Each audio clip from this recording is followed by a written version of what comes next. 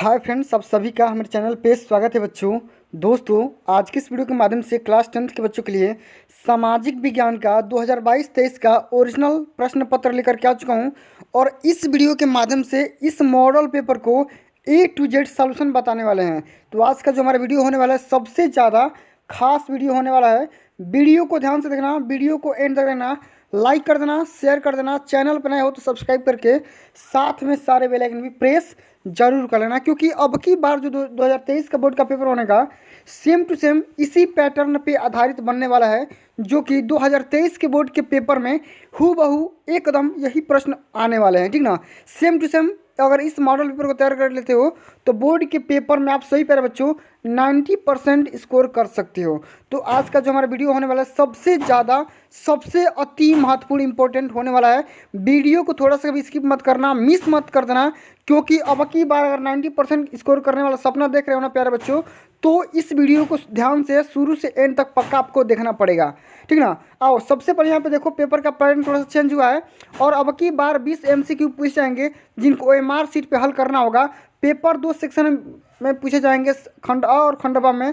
खंड अ में OMR seat वाले जो कि 20 प्रश्न होने वाले हैं, और जो खंड ख आपका होने वाला है उसमें क्या होने वाला है कि 50 नंबर के एकदम सब्जेक्टिव टाइप क्वेश्चन पूछे जाएंगे। तो इस वीडियो के माध्यम से सबसे पहले हम तो खंड अ को हल करेंगे, जो कि बहुविकल्पी प्रश्न पूछे जाएंगे। ध्यान से देखना, 20 नंबर यहाँ से मिलने वाले हैं, बाकी 50 नंबर कहाँ से मिलेंगे वही मैं बताऊँगा। ठीक ना, सबसे पहला क्वेश्चन यहाँ पे पूछा गया है कि निम्न में से कौन 1815 की वियना संधि से संबंधित है।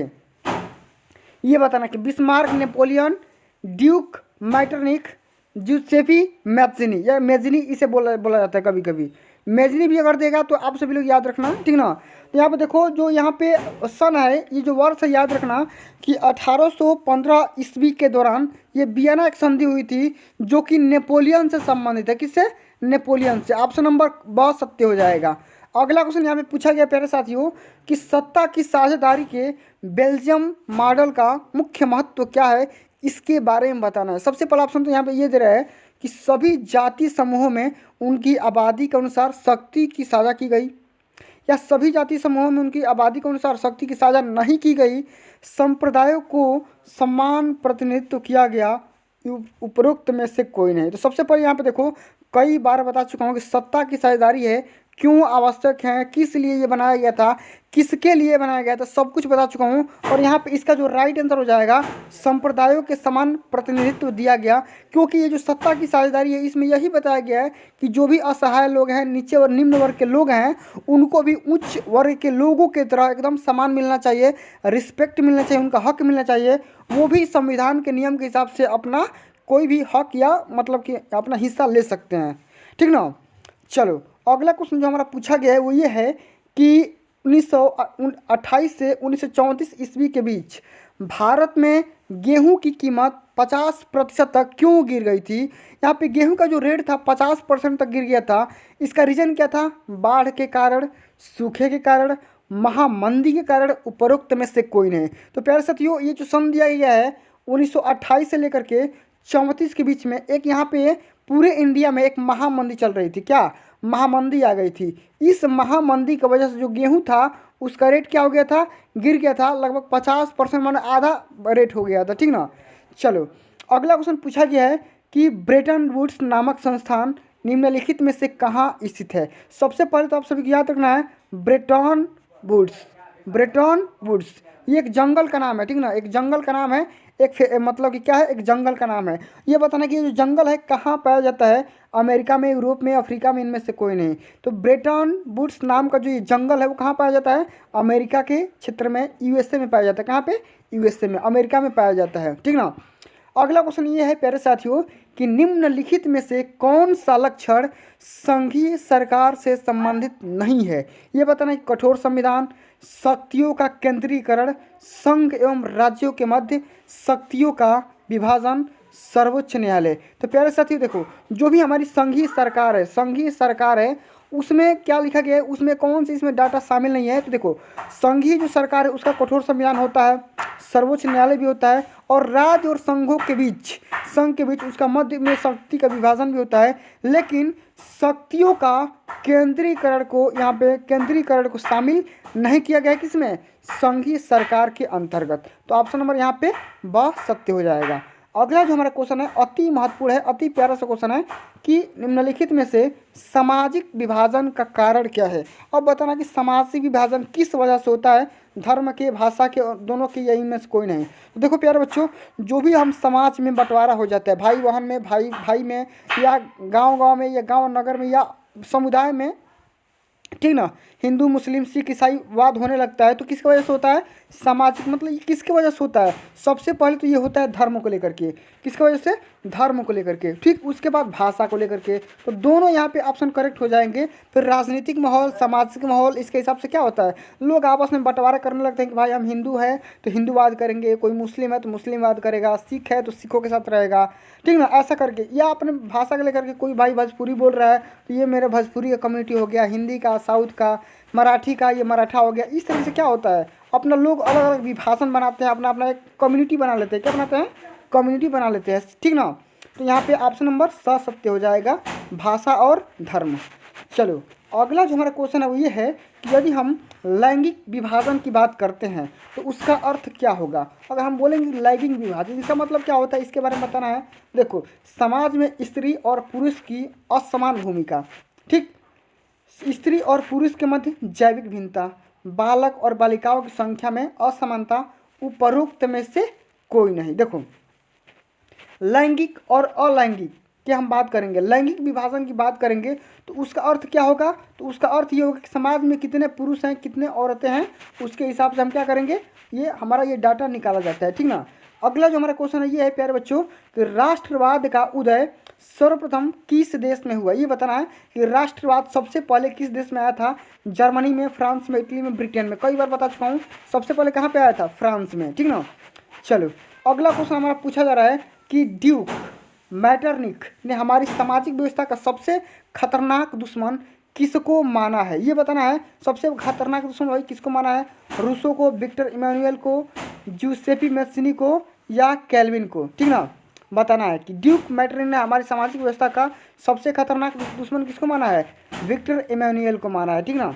चलो अगला जो हमारा क्वेश्चन है वो ये है कि लोकतांत्रिक शासन व्यवस्था अन्य व्यवस्थाओं से अच्छी है, क्यों, क्योंकि यह नागरिक में समानता को बढ़ावा देती है, व्यक्ति की गरिमा को बढ़ावा देती है। दोनों सही है, इनमें से कोई नहीं है। यहाँ पे देखो क्वेश्चन क्या बोल रहा है कि लोकतांत्रिक शासन व्यवस्था अन्य व्यवस्थाओं से अच्छी है क्योंकि यह नागरिकों में समानता को बढ़ावा देती है, सही है, और व्यक्ति की गरिमा को भी बढ़ाती है। तो दोनों अ और ब दोनों सही हो जाएगा, और यहाँ पे अ और ब दोनों दिया है ऑप्शन नंबर स में। इसका कौन सा ऑप्शन सही होगा, ऑप्शन नंबर स सत्य हो जाएगा, ठीक ना। चलो अगला क्वेश्चन हमारा ये दे रहा है प्यारे बच्चों कि मृदा किस प्रकार की प्राकृतिक संसाधन है। मृदा मतलब क्या होता है, मिट्टी। मृदा मतलब क्या होता है, मिट्टी होता है। क्या होता है, मिट्टी होता है। तो बताना है कि जो मिट्टी है, जमीन है, मतलब किस प्रकार का प्राकृतिक संसाधन है, नवीकरणीय है कि अनवीकरणीय है कि जैव संसाधन है कि संभावित संसाधन है। तो कैसा है, नवीकरणीय संसाधन है। क्या है, नवीकरणीय संसाधन। चलो अगला जो हमारा क्वेश्चन है प्यारे बच्चों, निम्नलिखित में से पंजाब में भूमि संकुचन के मुख्य कारण क्या है।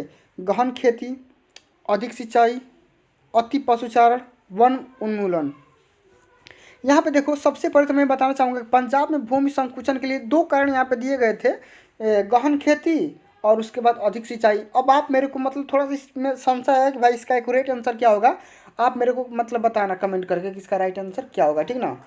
चलो अगला क्वेश्चन यहाँ पे ये पूछा जा रहा है कि भारत में किस राज्य की शिशु मृत्यु दर न्यूनतम है, कि किस देश में जो बच्चों की जो मरने का जो रेट है वो कहाँ पे कम है। केरल, बिहार, हरियाणा, पंजाब, कहाँ पे है कम, सबसे कम केरला में है, ठीक ना। चलो अगला क्वेश्चन ये पूछा जा रहा है कि राजनीतिक नहीं सार्वजनिक एवं निजी क्षेत्र को किस आधार पर वर्गीकृत किया जाता है। रोजगार की परिस्थितियाँ, आर्थिक क्रिया की प्रकृति, उद्यम का स्वामित्व, किसी उद्यम में काम कर रहे श्रमिकों की संख्या। अब देखो सार्वजनिक एवं निजी क्षेत्र में किस आधार पर वर्गीकृत किया जाता है, तो हम ये बता सकते हैं कि भाई कि किसी भी उद्यम में काम कर रहे श्रमिकों की संख्या कितनी है, कितने रोजगार है, कितने अनएम्प्लॉयमेंट है, इसके हिसाब से क्या कर सकते हैं, हम निकाल सकते हैं ये डाटा, ठीक है। अगला जो हमारा क्वेश्चन है वो ये है कि भू क्षरण से आप क्या समझते हैं। तो भू क्षरण का मतलब ये होता है कि भूमि का अनुपजाऊ हो जाना, भूक्षरण मतलब क्या होता है, क्षरण मतलब क्या होता है, हानि होता है। और भूमि जब कब हानि होगा, जब अनुपजाऊ हो जाएगी, उसमें कोई भी मतलब कि खेती नहीं होगी। अगला क्वेश्चन ये है कि गोंडवाना कोयला का जमाव किस क्षेत्र में नहीं पाया जाता है। गोंडवाना कोयला का जमाव किस क्षेत्र में नहीं पाया जाता है, दामोदर घाटी, सोन घाटी, महानदी, चंबल घाटी। तो दामोदर घाटी और महानदी घाटी पे तो ये तो पाया जाता है। ठीक, अब इसमें कंफ्यूजन है कि सोन घाटी होगा कि चंबल घाटी होगा। ठीक ना, तो मेरे हिसाब से इसका राइट आंसर चंबल घाटी होना चाहिए। एक बार देख लेना, ठीक ना, क्योंकि अगर नहीं पता है तो गलती बताने से क्या फ़ायदा भाई। ठीक ना, चलो अगला क्वेश्चन ये पूछा जा रहा है कि भूमिहीन ग्रामीण मजदूरों के लिए सबसे अधिक उपयुक्त विकास का लक्ष्य कौन सा। ये बताना है कि उपज का ज़्यादातर समर्थन मूल्य, वह अपने बच्चों को विदेश में बसा सके, अधिक मजदूरी, उपयुक्त में से कोई नहीं। देखो भूमिहीन भूमिहीन कहने का मतलब क्या हो गया कि जिसके पास व्यक्ति नहीं है, ऐसे मजदूर जिसके पास मतलब किसी भी प्रकार का जमीन नहीं है, तो वो अपना विकास कैसे करेंगे, तो अधिक मजदूरी करके करेंगे। कैसे, अधिक मजदूरी करके। ऑप्शन नंबर 7 सत्य हो जाएगा। चलो अगला क्वेश्चन ये पूछा गया है कि निम्नलिखित में से कौन सा व्यापार अवरोधकों का लक्षण नहीं है। पहला ऑप्शन है कि सरकार विदेश व्यापार को नियंत्रित करने के लिए व्यापार अवरोधकों का प्रयोग कर सकती है। सरकार यह निर्णय ले सकती है कि देश में किस प्रकार की वस्तुएं कितनी मात्रा में आयातित होनी चाहिए, ये भी सही है। विश्व व्यापार संगठन व्यापार अवरोधकों को बढ़ावा देता है। अधिकतर देश व्यापार अवरोधकों का प्रयोग अपने घरेलू उद्योग की सुरक्षा के लिए है। ठीक ना, तो यही होगा कि अधिकतर जो देश है व्यापार अवरोधकों का अपने घरेलू क्या करता है, सुरक्षा देता है। ठीक ना, चलो अगला हमारा जो क्वेश्चन है वो ये है कि निम्नलिखित में से कौन सा परंपरागत ऊर्जा का स्रोत नहीं है। और इसमें बताना है कौन सा परंपरागत ऊर्जा का स्रोत नहीं है। तो परंपरागत ऊर्जा में कौन सा आ जाएगा, कोयला, भूमिताप की दोनों हो जाएगा कि इनमें से कोई नहीं। तो देखो कोयला और भूतापीय एनर्जी ये सब क्या हो जाएंगे, दोनों क्या हो जाएंगे, परंपरागत ऊर्जा के अंतर्गत आएंगे। ठीक ना, इसमें सबसे पहले भूतापी क्या हो जाएगा, परंपरागत। यहाँ पे कोयला क्या हो जाएगा, परंपरागत एनर्जी के अंतर्गत नहीं आएगा। अगला क्वेश्चन क्या है कि वैश्वीकरण का बहुराष्ट्रीय कंपनियों के निवेश पर क्या प्रभाव पड़ा। कि बहुराष्ट्रीय कंपनियों के निवेश में वृद्धि हो गई, कि कंपनियों द्वारा भारत के विदेशी व्यापार के अधिकांश भाग पर नियंत्रण हो गया, कि बहुराष्ट्रीय कंपनियों के आगमन से लोगों की आर्थिक स्थिति सुदृढ़ हो गई, या उपरोक्त में से सभी। तो उपरोक्त में से क्या हो जाएगा, सभी इसका राइट आंसर हो जाएगा। तो दोस्तों अभी तक हमने जितने भी टाइप्स के मोस्ट इंपोर्टेंट बहुविकल्पी हैं सबको कवर कर लिया। अब आइए हम बढ़ते हैं यहाँ पे खंड ब को, जो कि अति महत्वपूर्ण प्रश्न होने वाले हैं। ठीक ना, तो इसको बस खाली आप देख लो क्योंकि ये बोर्ड के पेपर के लिए अति महत्वपूर्ण प्रश्न होने वाले हैं।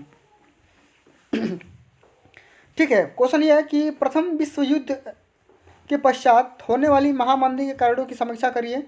कौन कौन से रीजन थे उसको लिखना है।